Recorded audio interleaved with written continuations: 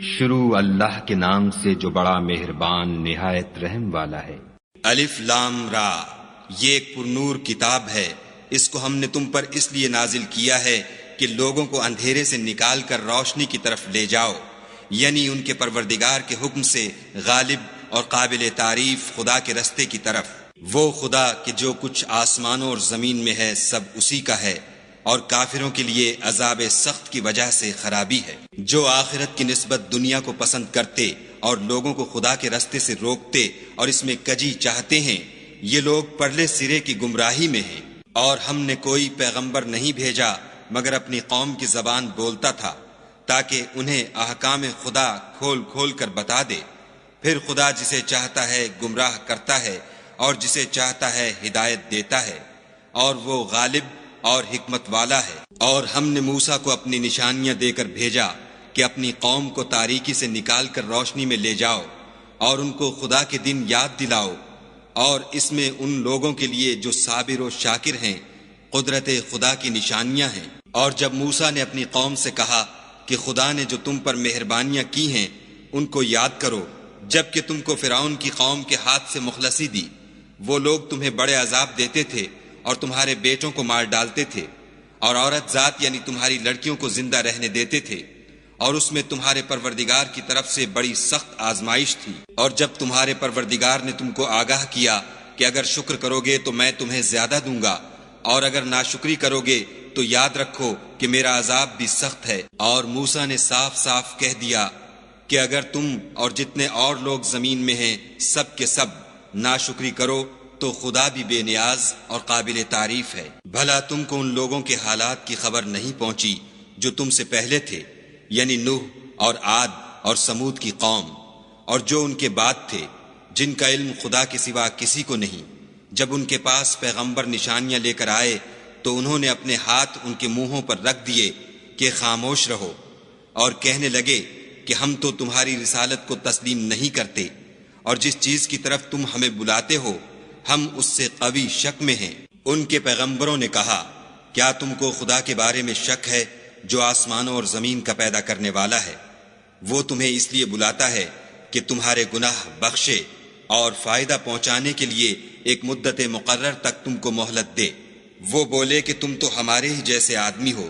تمہارا یہ منشا ہے کہ جن چیزوں کو ہمارے بڑے پوجتے رہے ہیں ان کے پوجنے سے ہم کو بند کر دو، تو اچھا کوئی کھلی دلیل لاؤ یعنی معجزہ دکھاؤ۔ پیغمبروں نے ان سے کہا کہ ہاں ہم تمہارے ہی جیسے آدمی ہیں، لیکن خدا اپنے بندوں میں سے جس پر چاہتا ہے نبوت کا احسان کرتا ہے،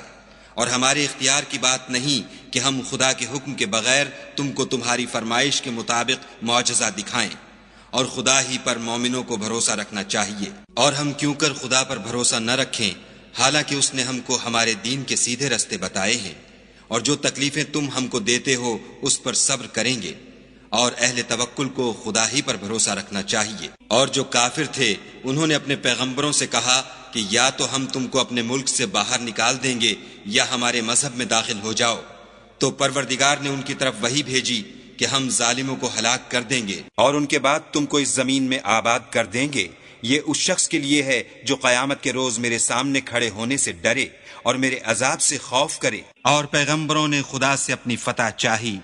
تو ہر سرکش ضدی نامراد رہ گیا۔ اس کے پیچھے دوزخ ہے اور اسے پیپ کا پانی پلایا جائے گا، وہ اس کو گھونٹ گھونٹ پیے گا اور گلے سے نہیں اتار سکے گا، اور ہر طرف سے اسے موت آ رہی ہوگی مگر وہ مرنے میں نہیں آئے گا، اور اس کے پیچھے سخت عذاب ہوگا۔ جن لوگوں نے اپنے پروردگار سے کفر کیا ان کے اعمال کی مثال راکھ کسی ہے کہ آندھی کے دن اس پر زور کی ہوا چلے اور اسے اڑا لے جائے۔ اسی طرح جو کام وہ کرتے رہے ان پر ان کو کچھ دسترس نہ ہوگی، یہی تو پرلے سرے کی گمراہی ہے۔ کیا تم نے نہیں دیکھا کہ خدا نے آسمانوں اور زمین کو تدبیر سے پیدا کیا ہے؟ اگر وہ چاہے تو تم کو نابود کر دے اور تمہاری جگہ نئی مخلوق پیدا کر دے، اور یہ خدا کو کچھ بھی مشکل نہیں۔ اور قیامت کے دن سب لوگ خدا کے سامنے کھڑے ہوں گے تو ضعیف العقل متبع اپنے رؤسائے متکبرین سے کہیں گے کہ ہم تو تمہارے پیرو تھے، کیا تم خدا کا کچھ عذاب ہم پر سے دفع کر سکتے ہو؟ وہ کہیں گے کہ اگر خدا ہم کو ہدایت کرتا تو ہم تم کو ہدایت کرتے،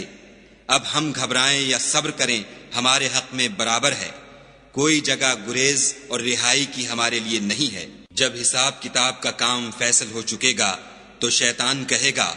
جو وعدہ خدا نے تم سے کیا تھا وہ تو سچا تھا، اور جو وعدہ میں نے تم سے کیا تھا وہ جھوٹا تھا، اور میرا تم پر کسی طرح کا زور نہیں تھا۔ ہاں میں نے تم کو گمراہی اور باطل کی طرف بلایا تو تم نے جلدی سے اور بے دلیل میرا کہنا مان لیا، تو آج مجھے ملامت نہ کرو، اپنے آپ ہی کو ملامت کرو۔ نہ میں تمہاری فریاد رسی کر سکتا ہوں اور نہ تم میری فریاد رسی کر سکتے ہو۔ میں اس بات سے انکار کرتا ہوں کہ تم پہلے مجھے شریک بناتے تھے۔ بے شک جو ظالم ہیں ان کے لیے درد دینے والا عذاب ہے، اور جو ایمان لائے اور عمل نیک کیے وہ بہشتوں میں داخل کیے جائیں گے جن کے نیچے نہریں بہہ رہی ہیں، اپنے پروردگار کے حکم سے ہمیشہ ان میں رہیں گے، وہاں ان کی صاحب سلامت سلام ہوگا۔ کیا تم نے نہیں دیکھا کہ خدا نے پاک بات کی کیسی مثال بیان فرمائی ہے؟ وہ ایسی ہے جیسے پاکیزہ درخت جس کی جڑ مضبوط یعنی زمین کو پکڑے ہوئے ہو اور شاخیں آسمان میں، اپنے پروردگار کے حکم سے ہر وقت پھل لاتا اور میوے دیتا ہو۔ اور خدا لوگوں کے لیے مثالیں بیان فرماتا ہے تاکہ وہ نصیحت پکڑیں۔ اور ناپاک بات کی مثال ناپاک درخت کی سی ہے، نہ جڑ مستحکم نہ شاخیں بلند، زمین کے اوپر ہی سے اکھیڑ کر پھینک دیا جائے، اس کو ذرا بھی قرار و ثبات نہیں۔ خدا مومنوں کے دلوں کو صحیح اور پکی بات سے دنیا کی زندگی میں بھی مضبوط رکھتا ہے اور آخرت میں بھی رکھے گا، اور خدا بے انصافوں کو گمراہ کر دیتا ہے، اور خدا جو چاہتا ہے کرتا ہے۔ کیا تم نے ان لوگوں کو نہیں دیکھا جنہوں نے خدا کے احسان کو ناشکری سے بدل دیا اور اپنی قوم کو تباہی کے گھر میں اتارا؟ وہ گھر دوزخ ہے، سب ناشکرے اس میں داخل ہوں گے، اور وہ برا ٹھکانہ ہے۔ اور ان لوگوں نے خدا کے شریک مقرر کیے کہ لوگوں کو اس کے رستے سے گمراہ کریں۔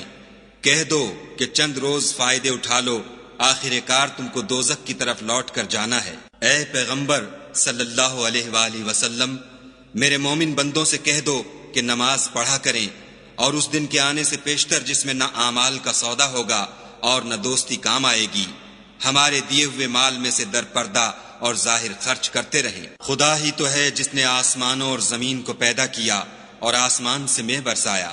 پھر اس سے تمہارے کھانے کے لیے پھل پیدا کیے، اور کشتیوں اور جہازوں کو تمہارے زیر فرمان کیا تاکہ دریا اور سمندر میں اس کے حکم سے چلیں، اور نہروں کو بھی تمہارے زیر فرمان کیا، اور سورج اور چاند کو تمہارے لیے کام میں لگا دیا کہ دونوں دن رات ایک دستور پر چل رہے ہیں، اور رات اور دن کو بھی تمہاری خاطر کام میں لگا دیا، اور جو کچھ تم نے مانگا سب میں سے تم کو عنایت کیا، اور اگر خدا کے احسان گننے لگو تو شمار نہ کر سکو، مگر لوگ نعمتوں کا شکر نہیں کرتے۔